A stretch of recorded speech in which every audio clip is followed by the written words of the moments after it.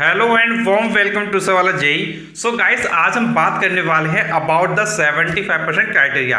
काफ़ी बच्चों को कमेंट बॉक्स में क्वेश्चन आता है कि सर जो 75% क्राइटेरिया है वो किन सब्जेक्ट्स का लेते हैं, वो पीसीएम का लेते हैं या फिर ऑल सब्जेक्ट्स का लेते हैं। और यार जैसा तुमको मालूम है कि सीबीएसई का भी रिजल्ट आ चुका है, आईएससी बोर्ड का भी आ चुका है, यूपी बोर्ड का भी आ चुका है, तो यार ऑलमोस्ट सभी बोर्ड का रिजल्ट क्या है, आ गया है। तो यार ऐसे सिचुएशन में अगर हमको अपना आईआईटी जेईई का एग्जाम देना है तो उसके लिए 75% का जो क्राइटेरिया उसका क्या कॉन्सेप्ट रहता है।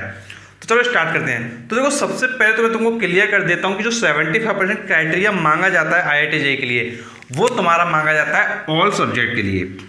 अब देखो, ऑल सब्जेक्ट का तुम समझ गए कि भाई ऑल सब्जेक्ट का मांगा जाएगा, लेकिन अब क्वेश्चन ये अराइज होता है कि ऑल सब्जेक्ट का क्राइटेरिया ये मांग तो लिया, लेकिन ऑल सब्जेक्ट्स में कौन कौन से सब्जेक्ट्स को हम क्या है काउंट करने हैं। तो देखो, सबसे पहले अगर मैं तुमसे बात करूं, जैसे तुमको मालूम है कि अगर सीबीएसई बोर्ड की बात करें तो देखो सीबीएसई बोर्ड क्या करता है, सीबीएसई बोर्ड में जो तुम्हारे सब्जेक्ट्स हैं वो टॉप 5 लिए जाते हैं। मतलब वो ऐसे 5 सब्जेक्ट लिए जाते हैं जिसमें तुम्हारा क्या है स्कोर सबसे बेस्ट है।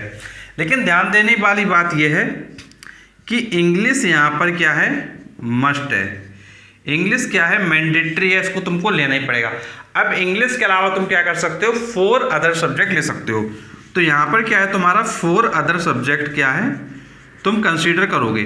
अब देखो, तुमको मालूम है कि तुमको क्या करना है, तुमको आईआईटी जेईई का एग्जाम देना है। तुमको सिर्फ ना एग्जाम देना है आईआईटी जेईई का, मेन के लिए, एडवांस के लिए। अब तुमको मालूम है कि जब तुम मेन और एडवांस देना चाहते हो तो इसका मतलब है कि तुमको क्या करना होगा। तो इसका मतलब एक ये है कि तुमको अगर ये एग्जाम देना तो तुमको यहाँ पे जो 3 सब्जेक्ट हैं उसमें पीसीएम को इंक्लूड करना ही पड़ेगा। तो पीसीएम क्या है, लेना है। तो हम कहने का मीनिंग क्या हुआ, तुमको इंग्लिश लेना है, तुमको फिजिक्स लेना है, तुमको केमिस्ट्री लेना है, तुमको मैथ लेना है। अब इसके अलावा बचा हुआ एक सब्जेक्ट तुम क्या है और चूज कर सकते हो। अगर मैं तुमसे बात करूँ सीबीएसई के बाद आईएससी बोर्ड की, तो देखो आईएससी बोर्ड में क्या होता है, बेस्ट 4 सब्जेक्ट लिए जाते हैं। कितने लिए जाते हैं, बेस्ट 4।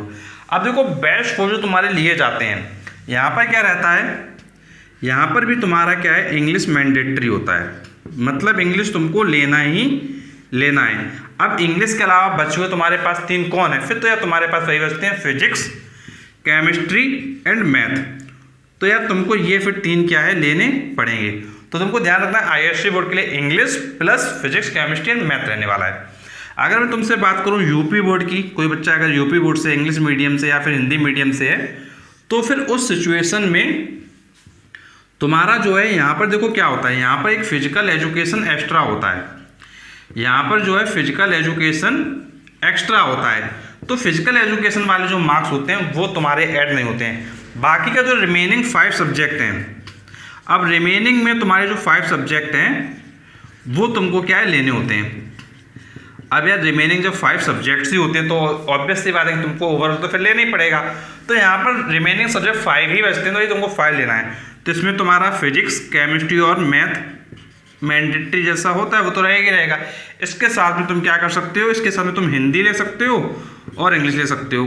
तो ओवरऑल जो तुम्हारा परसेंटेज रहेगा 75%, वो तुम्हारे बोर्ड के अकॉर्डिंग तुम क्या निकाल सकते हो। सीबीएसई है तो तुम क्या करोगे, इंग्लिश प्लस 4 अदर।